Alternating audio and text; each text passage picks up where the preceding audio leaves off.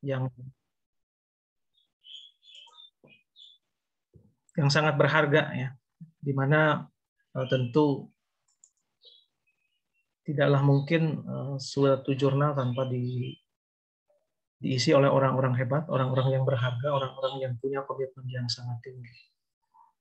Untuk itu, mengawali kegiatan webinar kebijakan dan mekanisme akreditasi jurnal terkini, yang alhamdulillah pada kesempatan hari ini kita semua bisa bertatap muka secara virtual, dan mudah-mudahan nanti ke depannya apabila kondisi memungkinkan ada pertemuan khusus para pengelola jurnal, karena bagian dari ruhnya kampus ya, di mana di dalamnya tentu jurnal ini menjadi sebuah barometer tentang dunia publikasi.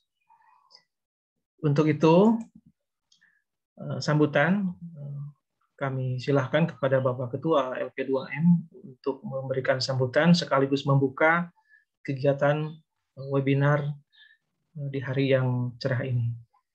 Kepada Pak Ketua LP2M, kami silahkan.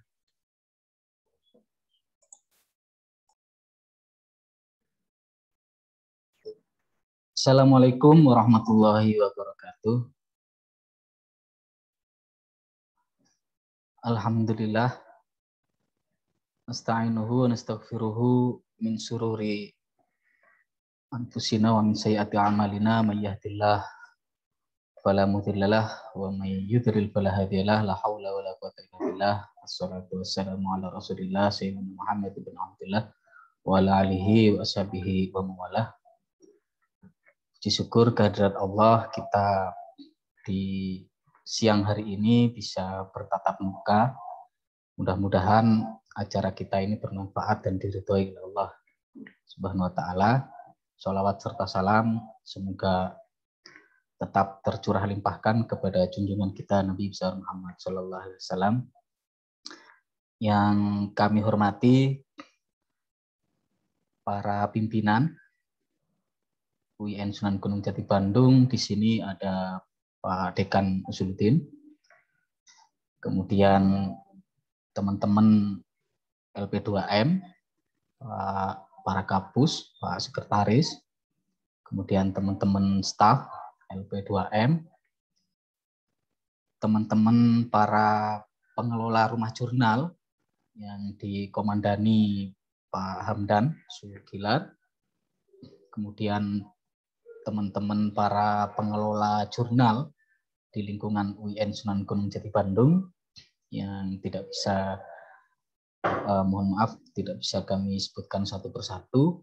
Ada Bu Adiyeti, ada Pak Afid, ada Pak Verli Budian, dan Bu Liberty, dan yang lainnya. Alhamdulillah Bapak Ibu sekalian, yang kami banggakan semua, karena di sini ini para original katanya ya, orang gila jurnal yang memiliki komitmen yang sangat luar biasa, ketulusan dan keikhlasannya mudah-mudahan dinilai ibadah oleh Allah Subhanahu wa taala. Begitu ya Pak Afid ya. Bapak Ibu sekalian, acara webinar hari ini itu dalam rangka respon, sebenarnya merespon ke pengumuman akreditasi jurnal ilmiah dari Kemendikbud Dikti tertanggal 24 September 2001 yang mengedarkan terkait dengan usulan akreditasi jurnal, di mana ada kebijakan baru terkait akreditasi dan juga beberapa hal usulan akreditasi 2020 yang masih belum terselesaikan sampai hari ini. Dan juga nanti mudah-mudahan Pak Busro juga yang ditugasi dalam hal ini sebagai anggota rumah jurnal bidang jurnal. Jadi nanti akan memetakan mana saja jurnal yang sudah waktunya reakreditasi, mana yang harus akreditasi baru, dan mungkin masih belum terlambat. Tentu perlu saya sampaikan, di UIN Sunan Gunung Jati Bandung ini di tahun 2020 ada apresiasi di Rektorat PTKI, yaitu Adiktis. Di samping HKI, kita juga jurnal terakreditasi terbanyak di lingkungan PTKIN dan di lingkungan PTKI se-Indonesia. Ada 43 jurnal terakreditasi. Dan Bapak Ibu sekalian, sejak 2015 kita mengalami perkembangan yang luar biasa di UJS-nya. Tercatat dalam catatan LP2M itu sebenarnya UJS itu sudah dimulai 2014.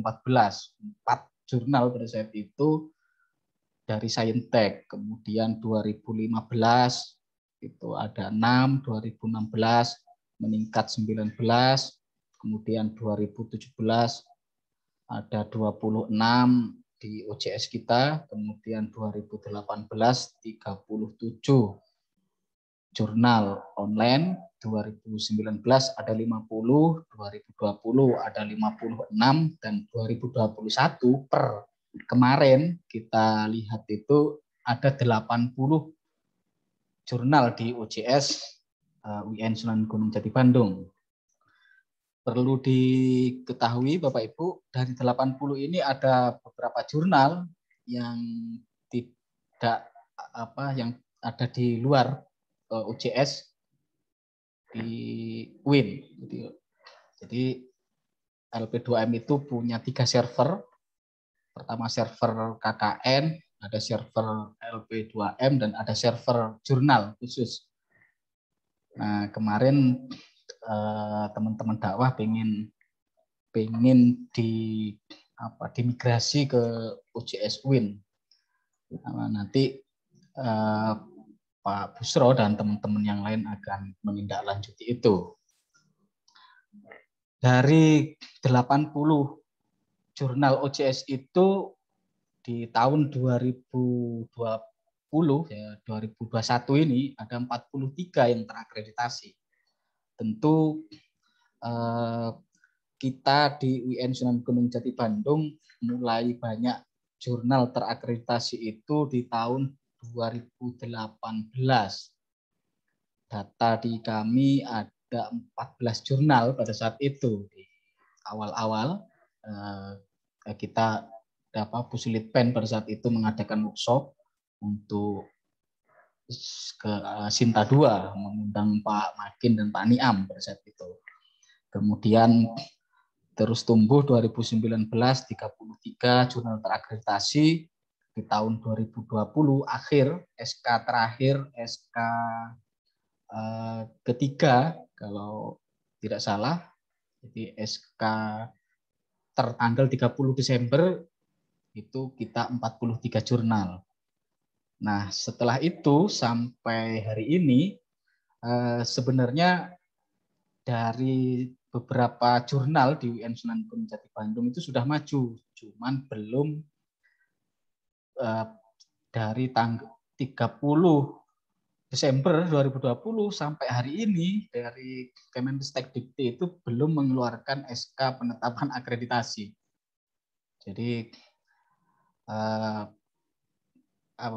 Kemendikbud juga melakukan pembenahan karena ada penggabungan kementerian, jadi Kemendikbud dan Kemendikbud digabung, sehingga tata kelola yang mengurusi urusan jurnal ini mandek sampai hari ini. Itu informasi yang saya dapat setelah adanya pengumuman 24 September ini, insya Allah di minggu-minggu depan ini akan dilakukan review review untuk jurnal-jurnal yang masuk di tahun 2020. Nah, mudah-mudahan ada peningkatan lagi di tahun 2021 ini dari beberapa jurnal, khususnya dulu itu kalau tidak salah di pasca sarjana itu sudah mengajukan ada sekitar 4, dan mungkin ada beberapa jurnal juga dari Fakultas Dakwah, tapi itu bukan jurnal baru sebenarnya, reakreditasi. Bapak Ibu sekalian yang kami hormati dan banggakan bersama, sebelumnya kami LP2M itu memantau dan juga mendampingi beberapa jurnal untuk akreditasi dan juga pendampingan persiapan untuk maju ke akreditasi. Namun ke depan insya Allah akan ada tim rumah jurnal yang akan memantau. Dan perlu saya sampaikan, di bulan Juli kami LP2M mengajukan untuk, ya sebenarnya sudah lama juga, untuk pembentukan rumah jurnal seperti yang ada pada tahun-tahun sebelumnya. Kemudian keluar SK 12 Agustus, dibentuk rumah jurnal yang itu tidak hanya sentra jurnal, tapi juga ada sentra HKI yang dibidangi oleh Pak Hamdan Sugilar sekaligus sebagai ketua pengurus rumah jurnal, secara ketua koordinator lah istilahnya. Kemudian ada Bu Dian yang akan membidangi kelas menulis, ada Pak Verly yang membidangi peningkatan Scopus, kemudian Pak Busro membidangi peningkatan akreditasi jurnal, dan juga Pak Ali Rahman yang membidangi urusan Sinta, dan Pak Dodo anggota kesekretariatan. Jadi oleh karena itu ini juga ajang memperkenalkan bahwa di kita UIN Sunan Gunung Jati Bandung sudah ada rumah jurnal yang nanti ya, dari LP2M juga masih menunggu instruksi dari pimpinan terkait tempat rumah jurnalnya di mana. Kemudian karena di dalam SK itu juga di bawah PLU, itu maksudnya bagaimana, kita sifatnya masih menunggu. Karena acara terkait jurnal ini mendesak, jadi maka kita dahulukan, terutama merespon edaran dari Kemenristek Dikti terkait jurnal. Di sisi yang lain, kami juga mengingatkan para pengelola jurnal di UIN Sunan Gunung Jati Bandung bahwa di pusat itu sudah dibuka bantuan-bantuan untuk pengelolaan jurnal. Kalau tidak salah terakhir itu tanggal 15 Oktober. Nah, sementara di UIN kita masih menunggu pagu indikatif dari kementerian, termasuk penelitian dan juga pengabdian, dan jurnal juga masih menunggu pagu indikatif itu. Itu yang bisa saya sampaikan, dan mudah-mudahan nanti para pengelola jurnal, terutama pemetaan beberapa jurnal yang dalam catatan LP2M itu sudah mau habis masa akreditasinya.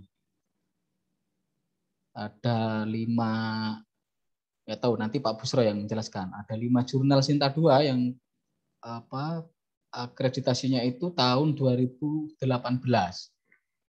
dan beberapa jurnal yang lain ini juga perlu mau diseriusi untuk reakreditasinya agar kita bisa UIN Sunan Gunung Jati Bandung tetap mempertahankan akreditasi tersebut. Bapak Ibu sekalian yang saya hormati dan saya banggakan, mudah-mudahan kita bisa menyimak bersama dan juga nanti kita bisa diskusikan bersama sehingga acara ini bisa mendapatkan hasil untuk ditindaklanjuti dalam bentuk pertemuan-pertemuan para pengelola jurnal berikutnya. Oke, Bapak Ibu, mari acara ini agar bermanfaat dan diridhoi Allah, kita buka bersama dengan membaca Bismillahirrahmanirrahim.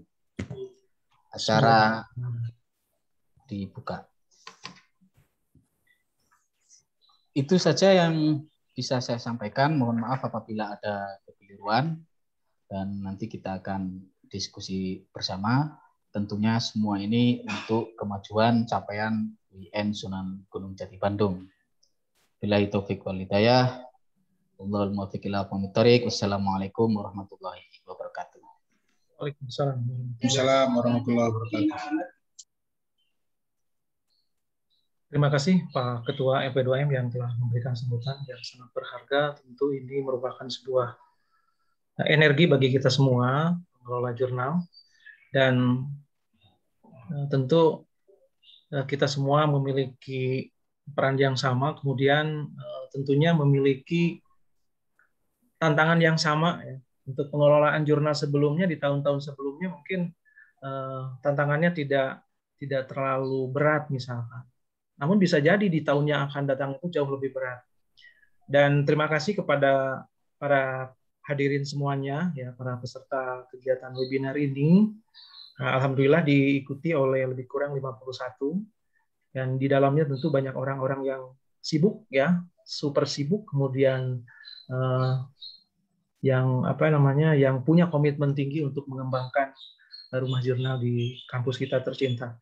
Dan kami ucapkan terima kasih ya di sini para pesertanya orang-orang hebat ya, ada Pak Dekan Usududin, ya Pak Dr. Wahyudin Darmalaksana, kemudian ada Pak Tri Cahyanto, ya, kemudian Ibu Wakil Dekan 1 Fakultas Saintek, kemudian ini ada Pak Sekretaris, ya, dan yang lainnya yang mohon maaf kami tidak bisa sebutkan satu persatu. Pokoknya yang ada di sini adalah orang-orang yang hebat yang punya komitmen yang tinggi, yang di dalamnya tentu ingin membanggakan nama baik kampus kita tercinta.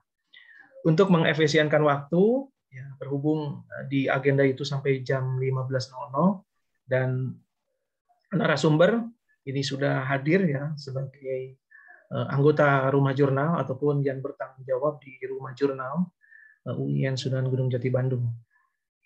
Kepada Pak Busro, ya, MAG, disilahkan untuk menyampaikan materinya.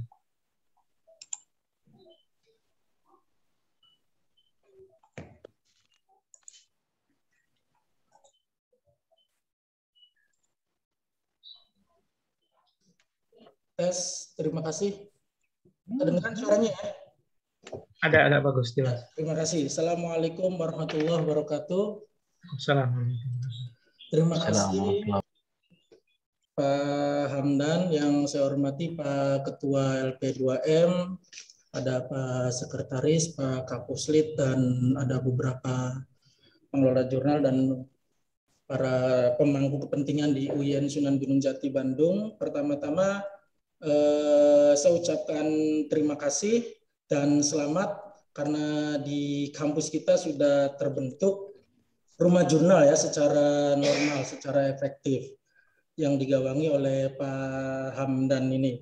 Dan permohonan maaf juga karena mungkin acara ini agak mendadak juga, karena ini sebenarnya saya nyari-nyari waktu sayanya sih yang bikin mendadak karena kebetulan sedang ada kegiatan yang lain.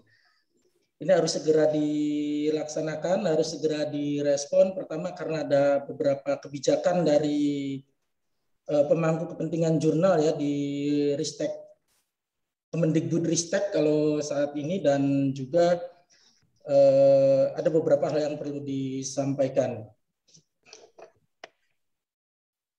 Sebentar, mana nih share screen?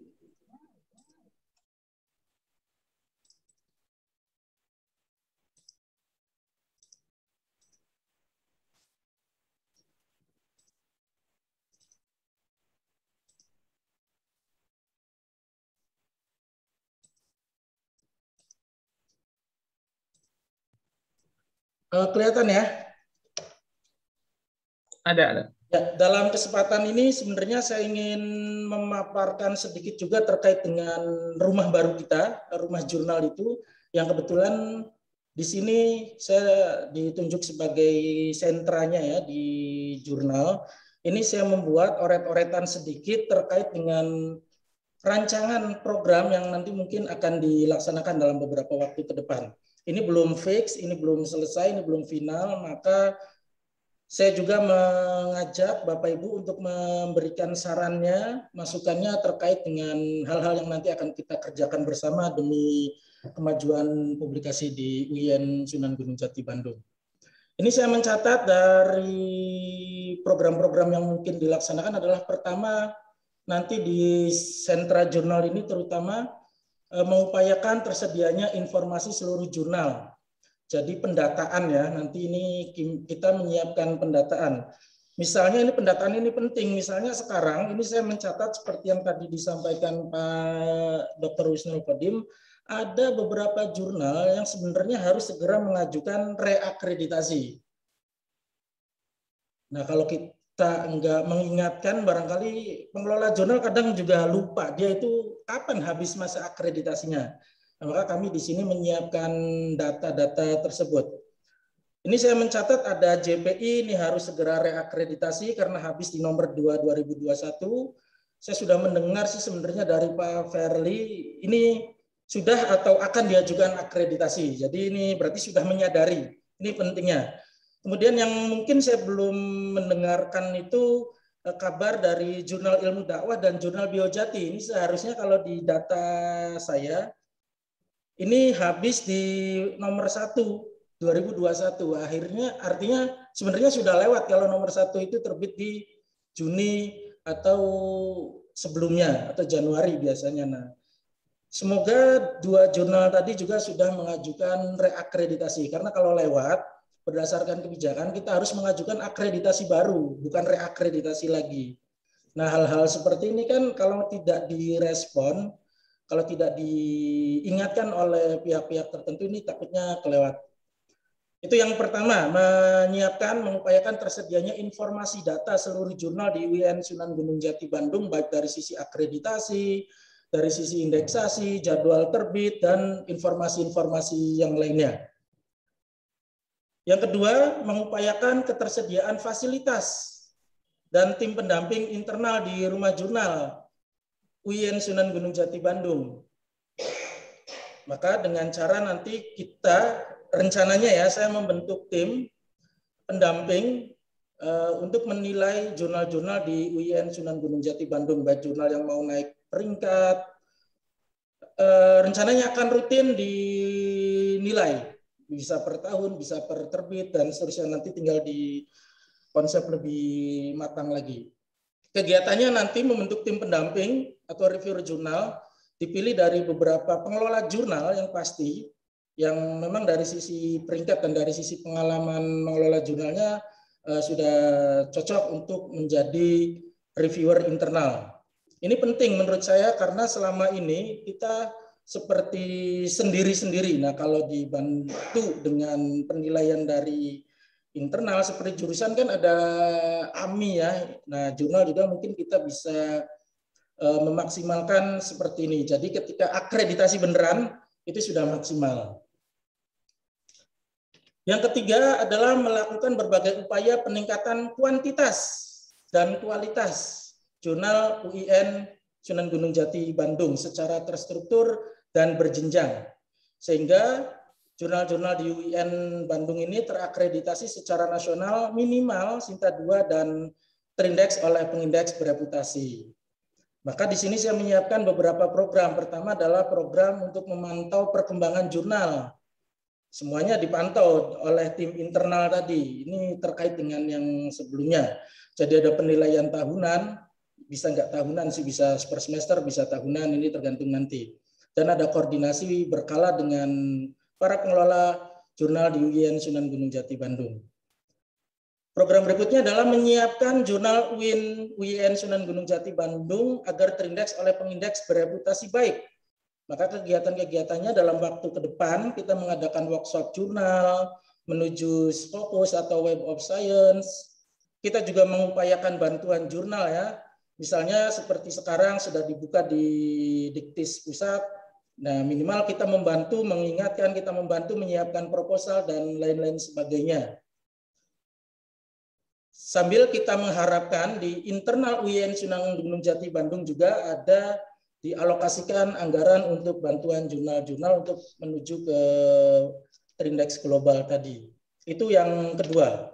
Yang ketiga, mempersiapkan jurnal di UIN Sunan Gunung Jati Bandung untuk diakreditasi di Sinta 2. Ini kan di data saya ini ada jurnal Sinta 3 ada 12, jurnal Sinta 4 ada 11 dan seterusnya. Ini kan bisa diupayakan untuk ditingkatkan lebih lanjut lagi.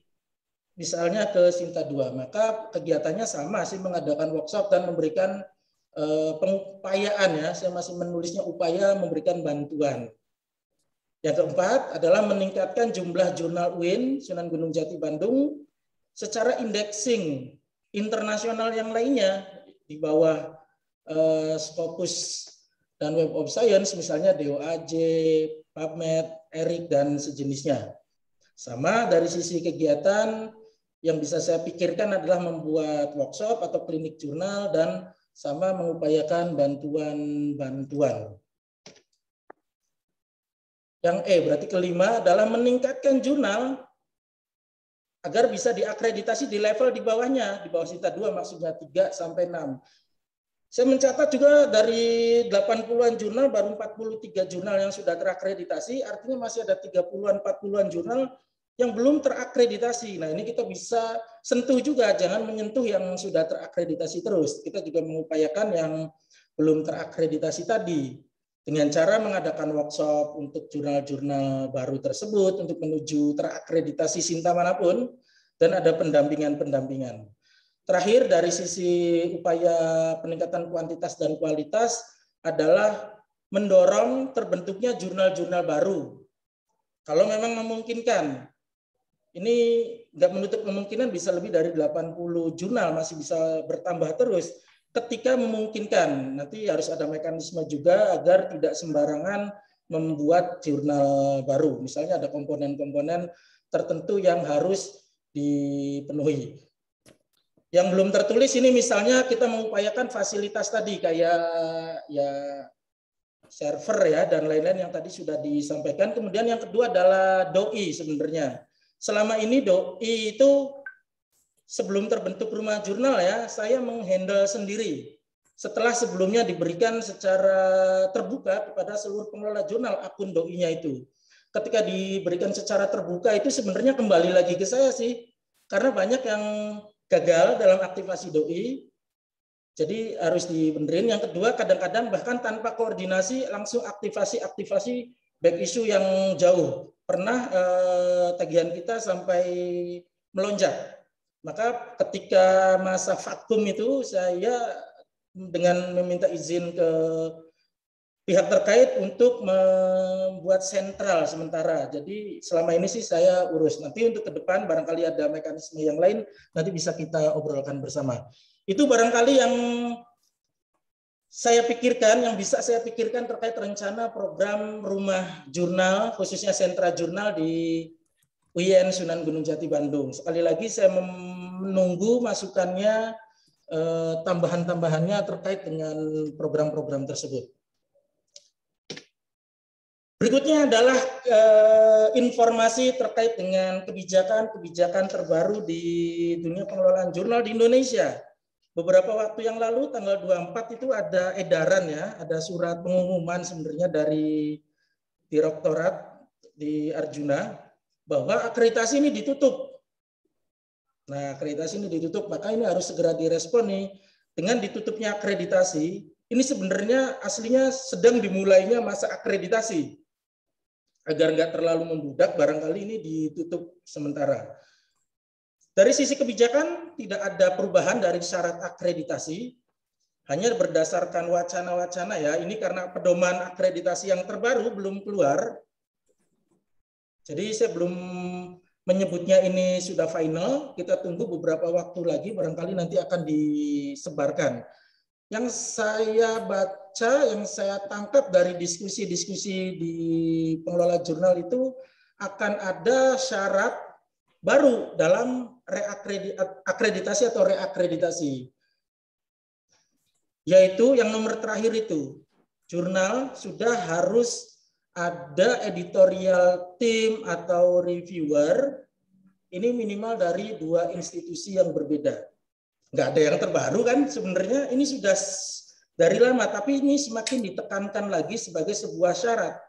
Artinya sudah bukan di unsur penilaian lagi, tapi sebelum dinilai di evaluasi ini sudah mulai muncul. Yang paling mungkin agak kerasa perbedaannya adalah ketentuan ketika reakreditasi. Nah, ini yang mungkin ada perubahan. Kalau kita melihat beberapa tahun yang lalu, reakreditasi itu cukup 1 terbitan kan? Kita sudah Sinta 4 nih sekarang. Mau maju lagi, terbit aja sekali lagi. Maka bisa diajukan lagi ke jenjang akreditasi. Itu yang lama. Yang terbaru, itu nggak boleh sebelum masa berlakunya habis. Itu yang kemarin-kemarin, yang edarannya. Hanya dalam bentuk edaran. Nah, nanti ini ada penekanan kembali. Sekali lagi ini juga belum final ya, jadi kita tunggu saja. Sementara ini dari informasi-informasi yang beredar, bahwa untuk pengajuan akreditasi untuk jurnal yang baru ya, yang belum Sinta, yang belum akreditasi sih masih sama. 2 tahun terakhir. Tapi untuk akreditasi ulang atau reakreditasi itu harus diajukan sebelum habis. Idealnya itu 6 bulan sebelum habis. Tapi bisa setahun sebelum habis itu sebenarnya bisa. Tapi jurnal itu harus sudah menerbitkan 4 nomor terbitan sejak keputusan akreditasinya. Terakreditasi kemarin Desember.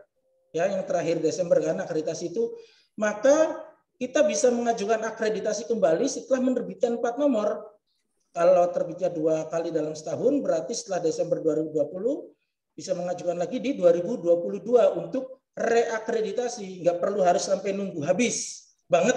Nah itu, ini pun tetap harus menunggu aturan yang lebih jelas lagi. Ini hanya baru selentingan-selentingan yang beredar. Kemudian jurnal ilmiah yang pada penilaian akreditasi sebelumnya, nilai akreditasinya kurang dari 30, artinya tidak terakreditasi ya. Saya rasa di kita nggak ada yang sampai tidak memenuhi 30 poin ini. Tapi kalau nanti ada, ini dapat mengajukan akreditasi kembali paling cepat setelah 1 nomor terbitan. Jadi ini ada special case ya untuk yang nggak nyampe 30 poin tadi. Disclaimer sekali lagi, ini belum final, kita tunggu yang resminya. Assalamualaikum. Salam. Mana aja? Ibu Mi, menuju. Oke. Nah, yang mungkin bisa kita lihat agak lebih tidak menerawang lagi adalah komponen penilaian yang terasa banget ada perbedaan. Ini saya membandingkan 2 unsur penilaian dari yang lama, yaitu tahun 2018, itu pedomannya, dengan yang baru yang sekarang, yaitu 2021. Pedoman secara resmi belum disampaikan, belum resmi, tapi saya mengambil ini dari Arjunanya langsung ketika evaluasi diri. Artinya ini kita bisa melihat di situ unsur-unsur penilaian yang terbaru. Nanti kita lihat bedanya. Dari yang saya sudah coba simulasikan, beberapa waktu yang lalu saya mengakreditasi jurnal di Pasca itu yang Khazanah itu, Khazanah Teologi itu, saya evaluasi diri itu ada di 70 kurang dikit atau lebih dikit lah ya, di level-level di situ, 68 ke atas, tidak lebih dari 72 misalnya. Ketika pakai pedoman yang lama. Tapi ketika saya coba submitkan menggunakan pedoman yang baru yang 2021 ini, ternyata hanya dapat nilai maksimal 61. Artinya ada perbedaan yang di satu sisi mungkin merugikan, tapi di sisi yang lain nanti ada beberapa hal yang menguntungkan ketika kita segera merespon kebijakan-kebijakan ini. Itu maksudnya kegiatan ini dilaksanakan adalah kita sudah mulai menyiapkan baik yang mau akreditasi atau yang mau reakreditasi bahwa penilaian ini ada perubahan-perubahan. Yang pertama dalam penilaian itu adalah unsur penilaian. Kalau pada akreditasi sebelumnya 2018 itu ada 2, 3, 4, ada 4 level dari yang spesifik sampai ke yang ada nama lembaga atau nama lokasinya. Ya sekarang hanya 3 saja. Yang awalnya itu maksimal 3, sekarang maksimalnya 2.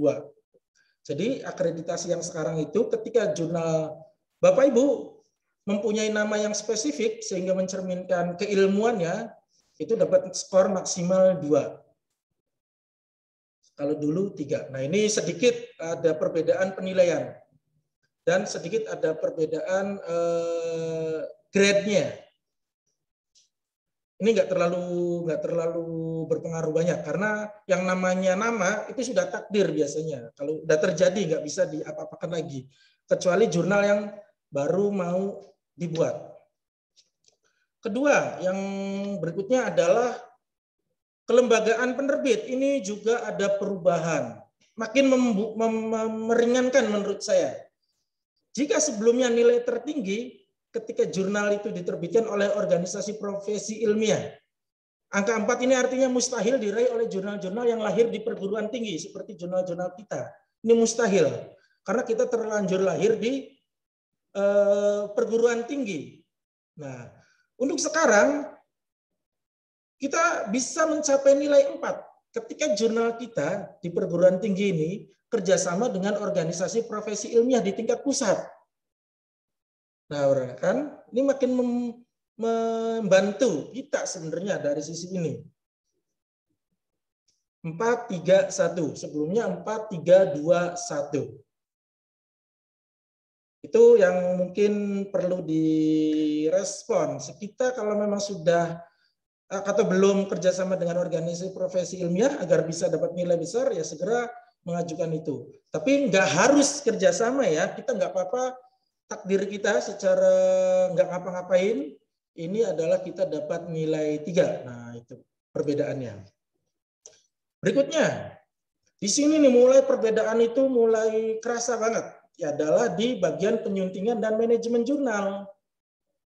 Misalnya pelibatan unsur mitra bestari. Ini semakin rinci di sini. Kalau sebelumnya ketika jurnal kita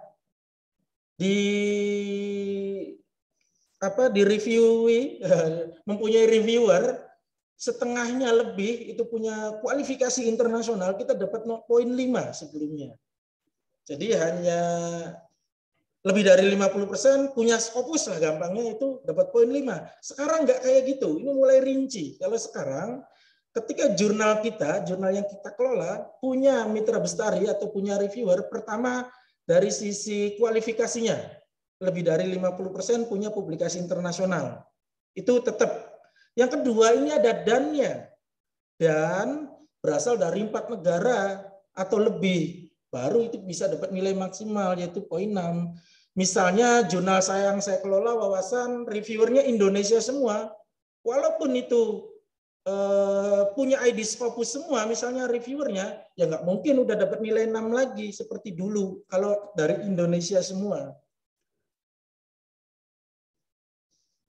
Kalau dari Indonesia semua, berarti hanya dapat nilai 2. Nah, ini mulai nih, di sini rinci.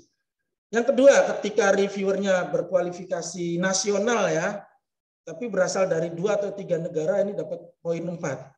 Ini awalnya saya menyangka kata nasionalnya ini typo, ternyata enggak. Jadi bisa jadi ada orang Malaysia itu punya publikasi nasional Malaysia kan, ditulis dalam bahasa Malaysia, diterbitkan di jurnal yang tidak terindeks ke mana-mana kan, berarti itu kan itu jurnal nasional negara tersebut. Nah, kalau jurnal yang saya kelola wawasan, misalnya editornya ada Malaysia, ada Brunei, tapi mereka itu tidak berkualifikasi internasional, ya berarti saya dapat nilai 4 nanti jurnalnya. Nah ini yang kita udah mulai berubah di sini. Dan seterusnya. Mutu penyuntingan tidak ada perubahan yang berarti, hanya perubahan di skornya. Dari sisi penekanan masih sama ketika reviewer tadi, Mitra Bestari tadi bekerja dengan baik, menyeleksi artikel, menilai naskah secara substantif, nggak cuman ngomentarin seperlunya, ya itu poinnya 3 tuh kalau kayak gitu. Tapi kalau masih komentarnya kadang ada komentar teknis dan seperlunya nggak terlalu padat, ya berarti poin 2. Di sini berarti nanti harus dipastikan ya, jangan mencoba cheat. Menurut saya ini banyak yang dilakukan oleh para pengelola jurnal, mencoba curang di sini. Yang reviewnya itu editor, bahkan mahasiswa mungkin berpura-pura login sebagai Mitra Bestari. Ini asesor udah mulai ketat di bagian ini, dilihat dari komentar-komentar pada akreditasi sebelumnya. Itu ya, nggak ada perbedaan berarti dari sisi grade pembagian ininya, tapi dari sisi grade poinnya ini ada perbedaan di mutu penyuntingan. Editor, kualifikasi editor ini juga perubahan berarti di sini. Kalau sebelumnya ketika editor jurnal kita itu setengahnya lebih, 50% lebih punya publikasi internasional, itu poinnya 3. Kalau kurang dari 50% punya publikasi internasional, poinnya 2. Kalau nggak punya pengalaman menulis internasional, poinnya 1 kalau dulu. Sekarang udah mulai berubah. Sama, harus ada diversitas, harus ada ketersebaran. Kalau mau nilainya maksimal, tapi nilainya gede nih, 5, maka jurnal kita harus dieditori oleh berasal dari 4 negara dan 50% lebih dari tim editor kita itu punya publikasi internasional. Wawasan, editornya Indonesia, Afrika Selatan, Mesir, terus di India misalnya ada 4 negara, dan dari 10 editor wawasan itu 6 orang punya publikasi internasional, ya berarti poinnya maksimal tuh kalau kayak gitu. Kalau kurang dari itu, skornya 3, dan lebih kurang lagi skornya 1. Kayak gitu. Yang keempat, petunjuk penulisan ini nggak ada perubahan berarti, hanya skornya yang berubah ini. Mutu penyuntingan juga tidak ada perubahan yang berarti. Nomor 5 ini bahkan skornya pun tetap. Yang keenam, manajemen ini juga tidak ada perubahan yang berarti dari sisi pembagiannya, hanya skornya turun. Yang sebelumnya ketika jurnal kita dikelola daring penuh, artinya histori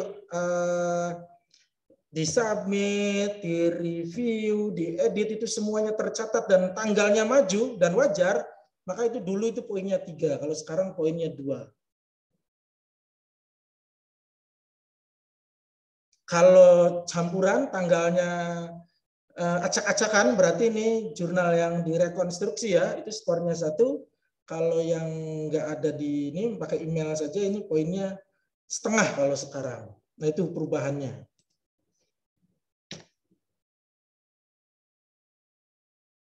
Berikutnya tentang substansi artikel ini, cakupan keilmuan tidak banyak berubah dari sisi angka ya. Yang berubah adalah ininya, deskripsinya. Ketika jurnal kita menerbitkan artikel-artikel yang artikelnya itu sesuai dengan fokus and scope, semuanya 100%. Skornya maksimal tuh 4 tuh. Tapi kalau sebagian dari fokus and scope, sebagian melebar kemana-mana, itu poinnya 3. Tapi kalau sudah sebagian besar, udah gak jelas, poinnya 1. Nah ini makin mulai jelas di sini. Kalau sebelumnya ini agak kurang jelas ya, kadang-kadang kita ada persepsi yang berbeda. Ini jurnal wawasan, ini Islamic Studies. Islamic Studies ini maksudnya kemana? Kadang-kadang kita ada perbedaan persepsi kalau dulu. Sekarang udah mulai clear, sudah mulai jelas. Karena dilihat dari sebaran artikelnya, apakah 100% sesuai scope, mayoritas sesuai scope, atau kurang dari itu sebagian kecil tidak sesuai skop, sebagian besar tidak sesuai skop. Nah, itu yang membedakan nilai-nilainya sudah mulai jelas. Yang kedua, terkait dengan substansi adalah distribusi penulis atau aspirasi wawasan biasanya istilahnya. Ini sudah mulai jelas. Kalau penulisnya pada masa penilaian ya, yang dinilai itu adalah masa penilaian sebenarnya. Kalau reakreditasi ya 2 tahun itu yang dinilai, ya akreditasi baru juga 2 tahun itu berarti ya. Ketika penulisnya berasal dari 5 negara berbeda, termasuk Indonesia, berarti Indonesia ditambah 4 negara yang lainnya, distribusi penulisnya skor 8 tuh. Lumayan tinggi di sini. Wah, gampang menurut Pak Leo mah. Tapi menurut saya misalnya wah susah. Nah, di sini kan perbedaan perspektif gampang dan mudahnya ini di sini. Yang penting kita memahami dulu unsur-unsurnya. Ketika penulisnya kurang dari 5, antara 3 dan 5, berarti skornya 6. Kalau penulisnya dari 2 negara, berarti Indonesia ditambah 1 negara yang lainnya ya, maka skornya 3. Ya kalau Indonesia semua, walaupun dari berbagai universitas, itu skornya 1. Dari aspirasi wawasan, editorial tim, dan reviewer, kita makin tahu ya bahwa tujuan dari akreditasi jurnal ini sepertinya lebih mengarah kepada jurnal-jurnal internasional nantinya, melahirkan jurnal-jurnal internasional. Semangat ini sepertinya sama dengan semangat kita. Kita juga kan sedang berupaya ke arah sana. Akreditasi bagian substansi, kepioniran. Nah, ini tidak banyak berubah sebenarnya di kepioniran, masih sama, jadi tidak perlu saya bahas lebih lanjut. Yang berubah itu adalah di sitasi, yang nomor 5 ini, dampak ilmiah. Ini mohon jadi perhatian yang nomor 5 ini. Sitasi yang digunakan tidak lagi menggunakan Google Cendekia. Isunya, wacananya. Apa berarti alternatifnya? Di pedoman sebelumnya sebenarnya sudah tertulis alternatifnya itu. ResearchGate, Dimension. Kemungkinan di pedoman sekarang juga Dimension ini yang dipakai karena Dimension cukup mudah dalam mencari sitasi. Saya sudah membuat panduannya sebenarnya. Belum disebar kayaknya ya di grup pengelola jurnal, nanti saya coba sebarkan bagaimana caranya kita menghitung sitasi di Dimension. Jurnal yang tadi saya ceritakan tadi, kenapa dari 71 menjadi 61 misalnya, ini salah satunya di sini. Sitasi jurnal Khazanah Teologi itu udah 30-an, itu udah dapat nilai maksimal kalau dulu nilai 5. Setelah saya cek di Dimension, sitasinya hanya 7 ternyata, 6 atau 7. Berarti hanya dapat nilai 2. Bayangkan perbedaannya dari sini. Berarti kita sudah mulai sadar juga di sini. Dimension itu cara kerjanya doi sebenarnya. Maka semakin banyak jurnal kita dikutip oleh jurnal lain yang memiliki doi, ya sitasinya akan semakin meningkat. Kalau sebelumnya kan Google Scholar itu gampang banget ya mensitasinya, dikutip aja dengan dijilid aja naik gitu. Nah, kenapa Google Cendekia, Google Scholar ini mulai dihapus? Karena ini bertentangan dengan kebijakan lainnya. Misalnya Webometric. UIN Sunan Gunung Jati Bandung ini sebenarnya walaupun nilainya tinggi pada Webometric, tapi ada penalti aslinya.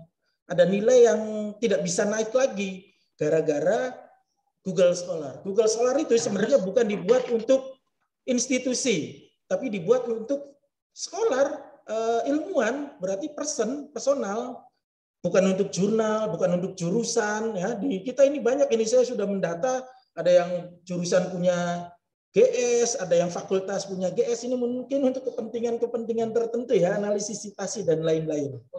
Sebenarnya kita sudah bisa menggunakan analisis sitasi itu menggunakan Sinta, makanya di rumah jurnal ini ada salah satunya sentra Sinta, ya ini salah satunya untuk menganalisis, membantu menganalisis ini. Google Scholar udah segera harus dihapus untuk profil jurnal, profil jurusan, atau profil fakultas. Pokoknya Google Scholar itu untuk orang, untuk ilmuwan.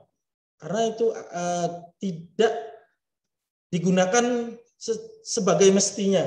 Makanya itu menjadi penalti waktu penghitungan poin di Webometric. Nah ini ketika sitasi di Dimension-nya, dan Dimension-nya ini 3 tahun terakhir ya, bukan selama dia hidup. selama jurnal itu hidup, yang dihitung adalah 3 tahun terakhir. Jadi difilter. Ketika lebih dari 30, dicontohkan aja ya. Ini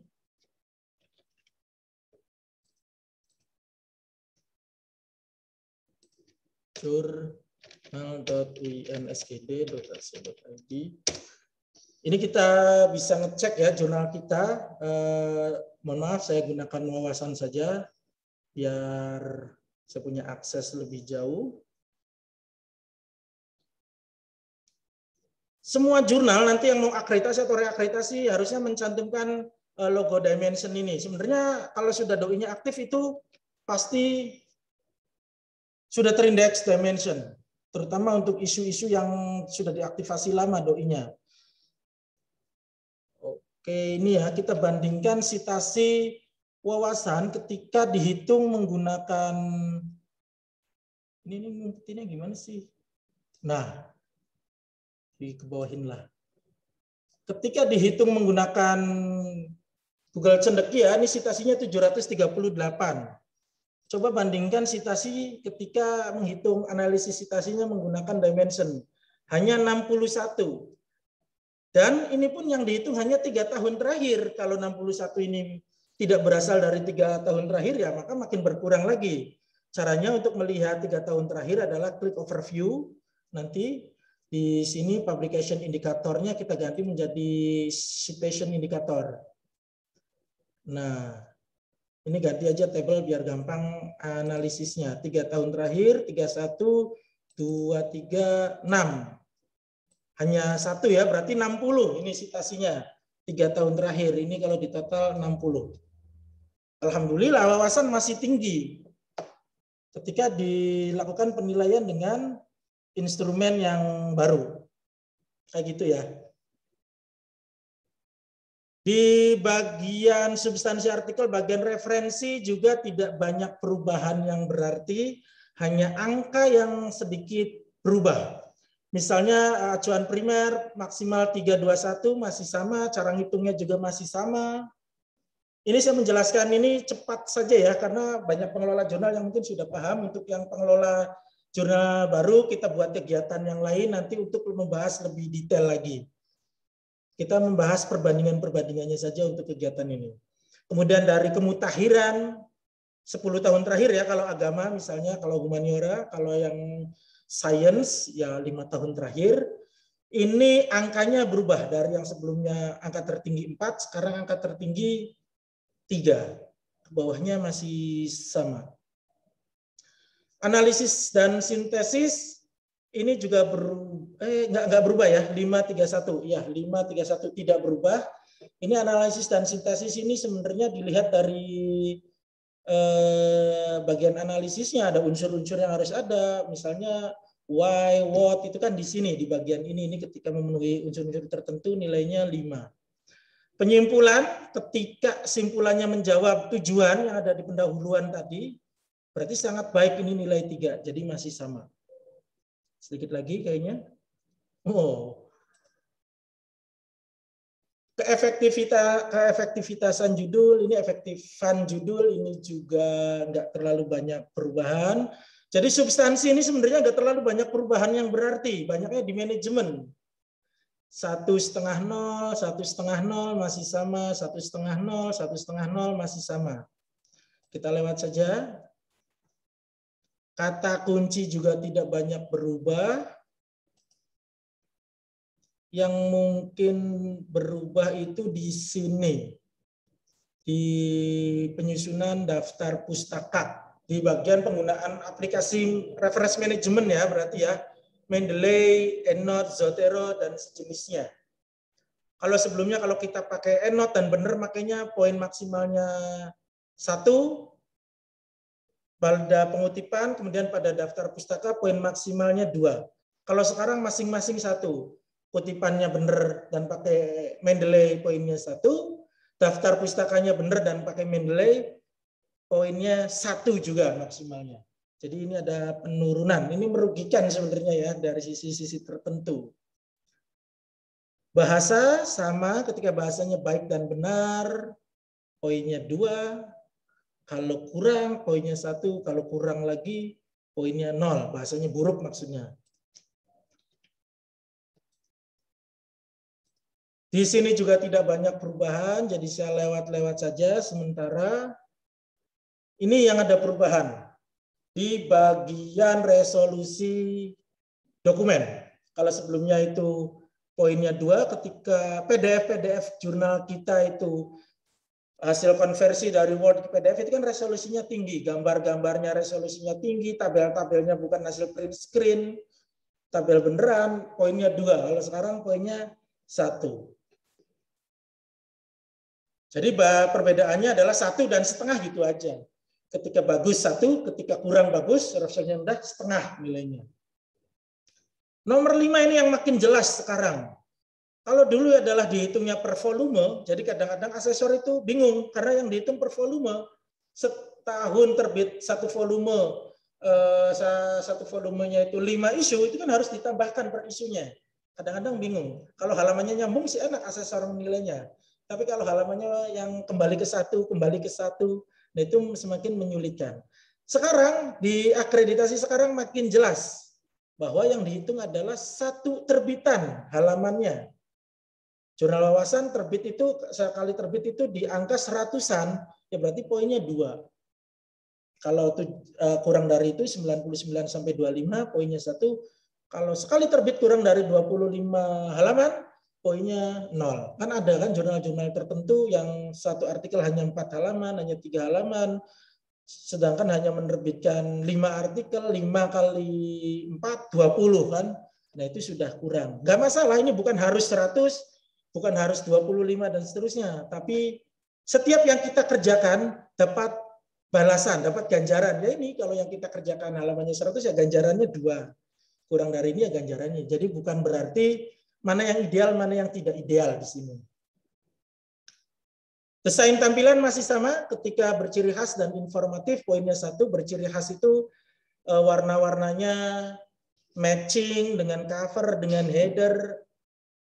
Informatif itu menu-menunya lengkap, semua informasi ada di website, maka nilainya 1, kayak gitu. Next, jadwal terbit ini juga tidak ada perbedaan dari pembagiannya, hanya poinnya yang berbeda. Kalau sebelumnya itu kita tepat waktu, sering tepat waktu itu adalah poinnya 2 maksimal, sekarang poinnya 1. Dan ke bawah lagi. Yang berikutnya penomoran halaman sama, nggak ada perbedaannya Bapak Ibu. Indeks juga tidak ada perbedaan. Yang ada perbedaan itu adalah di bagian penyebar luasan ini. Biasanya ini kan kita bisa bergantung kepada kunjungan kan sebelumnya. Kalau kunjungan bisa ditingkatkan gitu misalnya. Nah ini mulai ada perubahan-perubahan. Ketika kunjungannya 50% lebih rata perharinya, 1 tahun terakhir sudah dibatasi kalau ini. Kalau dulu kan mana nilai yang tertinggi aja kan. Nah sekarang yang dinilai adalah 1 tahun terakhir. Ketika di atas 50, rata-ratanya dalam 1 tahun terakhir itu udah pasti nilainya 3, antara 10-50 poinnya 2, kurang dari 10 adalah poinnya 1.